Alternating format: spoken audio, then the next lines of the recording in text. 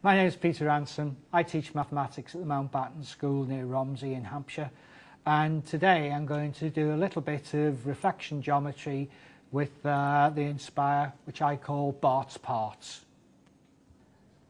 Okay, well this is a little activity which I call Barts Parts because it's a bit Simpsons geometry, and I use it for Year 7, Year 8, Key Stage 3 curriculum children to help them understand a bit about transformations.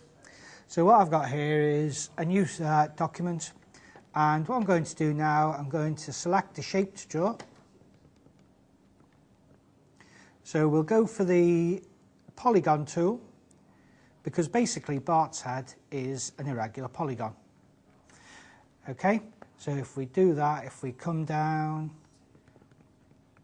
so we'll draw the side of his head, point of his chin, other side, up to do his spiky hair. Oops, sorry, we haven't got the other side of his head. There we go. So I'm now coming up to do his hair, which as we know is spiky. So we'll do a few spikes.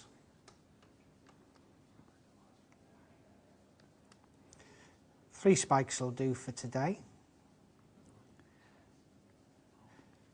Back to the start to complete the polygon. There's our polygon. And of course Bart's got eyes. Well, the simplest way to do eyes is by doing circles. So we'll come down to shapes, number 8. Circles, there we go. Let's give him an eye over here.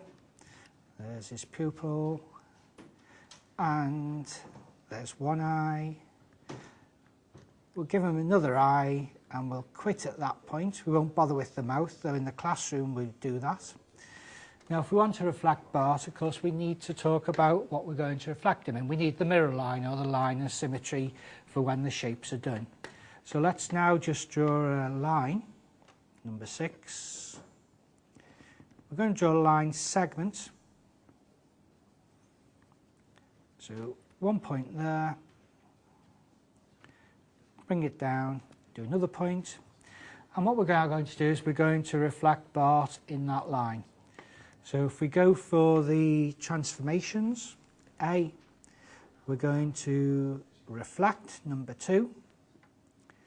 So first of all, I'll select Bart's head, polygon, enter.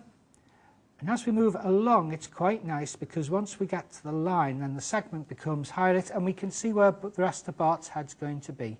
So once that line is selected, there's Bart's head reflected. We'll do the same thing, and I'll talk to the students about where do they think this eye is going to be after it's been reflected before we actually do it. So is this going to go to the left-hand side of his head or the right-hand side? There we go, and we see it's on the left-hand side. We'll just do the other eye, select it,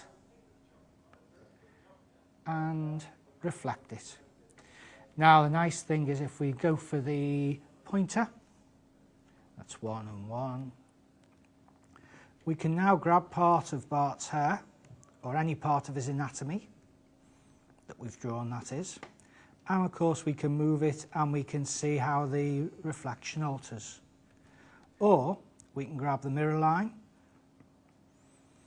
This is quite a nice one. If we grab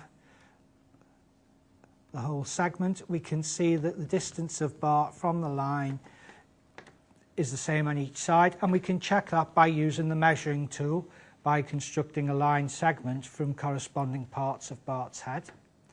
If we, let's let go of that line, grab a point at the top, and watch what happens now if we rotate the line.